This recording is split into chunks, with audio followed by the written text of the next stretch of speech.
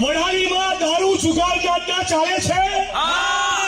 વડાલીમાં દારૂ જુગારના અડ્ડા ચાલે છે। પોલીસ વાળા હપ્તા લે છે। મોટા મોટા સાહેબોના વહીવટદારો છે। વહીવટદારો ઉઘરાણા કરે છે। આ ઉઘરાણું ગાંધીનગર પહોંચે છે। મંત્રી આમાંથી કમાય છે। જવાબ મળી ગયો હર્ષભાઈ।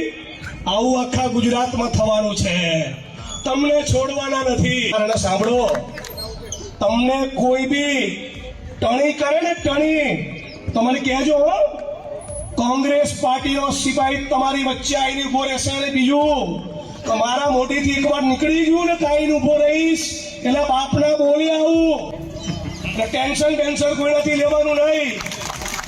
જે લોકો દારૂ જુગાર ને ડ્રગ્સ માંથી કમાય એ લોકોએ ડરવાનું। કોંગ્રેસના કોઈ માણસે કે વડાલીની આમ જનતા, વેપારી, દુકાનદારો કોઈએ ડરવાનું નથી। બાકી પોલીસના જે નાના કર્મચારીઓ છે આપણા ભાઈ છે। મારી ભાઈબંધી કોન્સ્ટેબલ જોડે થાય, હેડ કોન્સ્ટેબલ જોડે થાય, એએસઆઈ જોડે થાય, પીએસઆઈ જોડે થાય, પીઆઈ જોડે થાય। એનાથી ઉપરના અધિકારી જોડે હું ચા પીવાનું પસંદ કરતો નથી, કેમ કે એમનાથી ઉપરના અધિકારીઓમાં કાંઈ ભલીવાર મેં જોયો નથી।